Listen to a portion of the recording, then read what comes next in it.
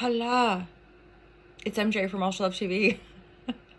Happy to be here with you guys. We're going to do a little bit of tarot. I offer tarot, online yoga, and there's merchandise as well for the Ultra Love brand. Feel free to check it out. There's online courses. I published a book a few years ago, The Fearless Life Guide, which in a way, that's my sort of innocent interpretation of emotional alchemy, shadow work, and manifestation. Ultimately, I'm still working it out. You know that phrase, you teach best what you most need to learn? It's like that. Like just constantly self-reflective in as far as like the patterns we're in and all that stuff. And it's kind of relentless, but what is life?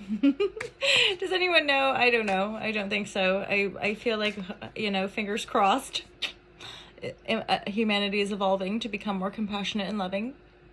Come on, you guys, we could do it.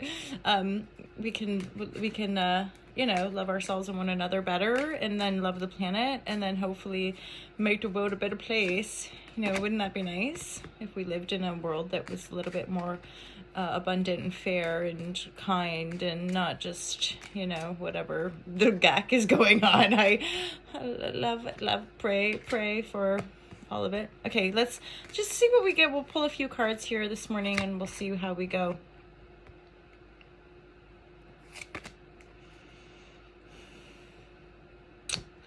I honestly, like, right away, this is looking like the end of a relationship, but straight up, probably for the best. This is, again, these words, what are they? But this would appear to be like a karmic situation connected to devil. So there's like codependency or addiction or whatever, because the devil's in the upright. We're Capricorn energy. But the Two of Cups is in the reverse next to the sword, Ten of Swords. So this is definitely the end. I mean, it feels like this was sort of, beautiful, magical, loving encounter that has maybe been on and off again, or just relentlessly painful for some of you, and it's because the devil energy. So I don't necessarily get a sense that the person or you, or like this is about cheating or anything like that.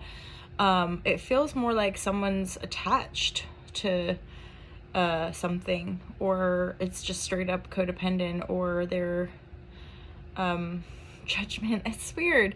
This energy, like, this could be that this person is attached to judgment. Like they are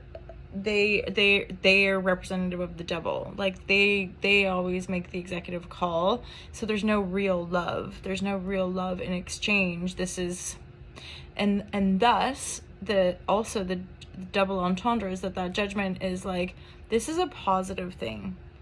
The ending of this love relationship is a positive. It's like the angels and the heavens are celebrating the end of this loving connection, mainly because it means that somebody's getting free from the devil, right? Yeah. And again, karmic situational stuff, it's like this has just been really painful, pretty toxic. Especially if there's been like using together, like maybe, and often is the case, we might feel a really powerful pull, right? But this pull is like ripping you apart, essentially. So it's worthy of breaking free from this situation, you guys, for sure, if this is resonating. Break free, express yourself. Like, this is something as well. It's like you want to be able to freely express yourself. You don't want to be frightened of expressing, right? And like, it's not good, bad, right, or wrong. It's just sometimes chemistry and karma and all that kind of shit. It's like there, and that's the Justice in the upright. So everything, all of these surrounding clarifying cards are sort of highlighting the importance of standing alone in this situation, or breaking free from this Two of Cups in the reverse. So this, you don't want to move toward the love in this situation. You want to be on your own and feel the justice, almost like emptying your box, being on your own, empty your box, being done with something, and then you'll be free. Then this is justice, okay? Justice, positive judgment.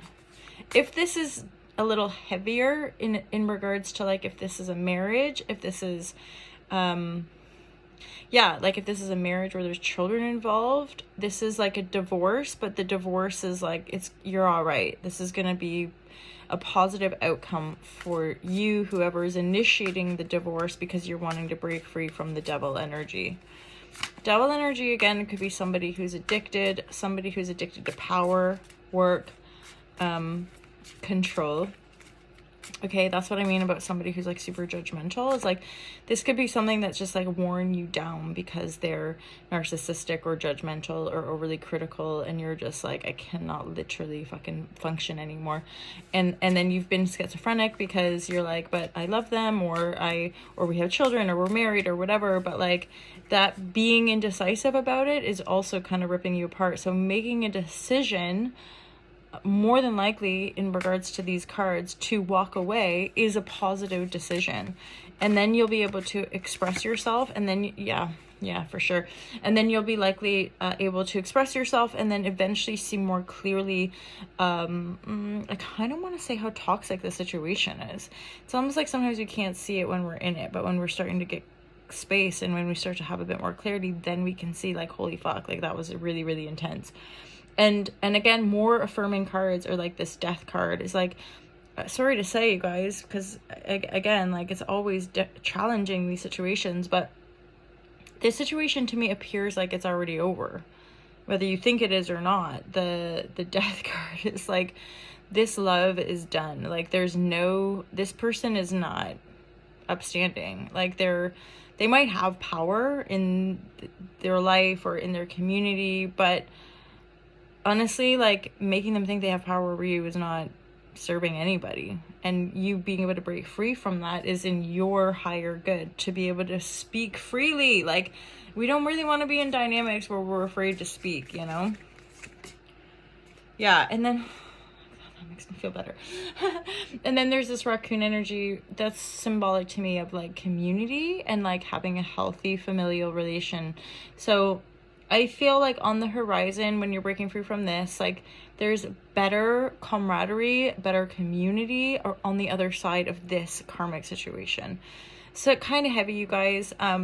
Let me know if that resonates with you. Mostly just give yourself a big hug. You deserve all the love.